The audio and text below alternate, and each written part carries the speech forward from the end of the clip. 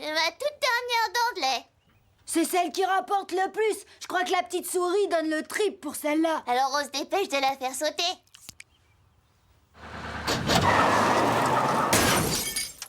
Bart est sur le point de perdre sa dernière dent de lait. Et sans le savoir, il est aussi sur le point de perdre son enfance. Quand sa dent tombe enfin, il attend toute la nuit la visite de la petite souris. Mais au réveil, il n'y a rien. Pas de pièce. Pas de message. Rien du tout. Et c'est là que Marge lui fait comprendre une chose qu'il refusait encore d'accepter. Il n'est plus un enfant. Au début, Bart lutte contre cette idée. Il refuse de grandir. Mais petit à petit, il finit par se rendre à l'évidence et décide de faire le deuil de son enfance à sa manière, en organisant même un rituel funéraire viking pour ses jouets. Puis tout change très vite. Bart lance des t-shirts avec des slogans absurdes. Et contre toute attente, c'est un énorme succès. L'argent commence à rentrer, encore et encore, au point où Homer, suspendu de son travail après avoir dormi pendant son service, décide carrément de démissionner pour vivre grâce à l'argent de son fils. Au début, Homer profite totalement de la situation, jusqu'au moment où quelque chose le frappe de plein fouet. En regardant un documentaire animalier sur les lions, il réalise qu'il est en train de perdre sa place de mâle dominant dans la famille.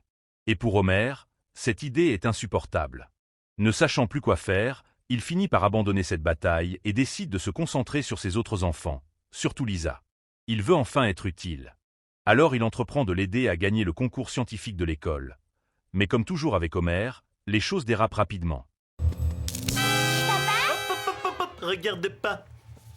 Papa, qu'est-ce que tu as encore fait? Ma puce, ton papa, il va te montrer à quel point il t'aime. Au lieu d'un simple projet scolaire, il construit un véritable mini-réacteur nucléaire. Quand Lisa découvre ce qu'il a fabriqué, elle est complètement choquée et prévient immédiatement Marge, qui ordonne à Homer de se débarrasser du réacteur avant que cela ne tourne à la catastrophe. Pendant ce temps, Bart continue de profiter de son succès et participe même à une séance de dédicace, jusqu'au moment où tout s'effondre. Goose Gladwell lui révèle qu'il a vendu les droits de ses t-shirts à Disney sans lui laisser le moindre contrôle, ni le moindre véritable bénéfice. En quelques secondes, Bart comprend qu'il s'est fait manipuler depuis le début.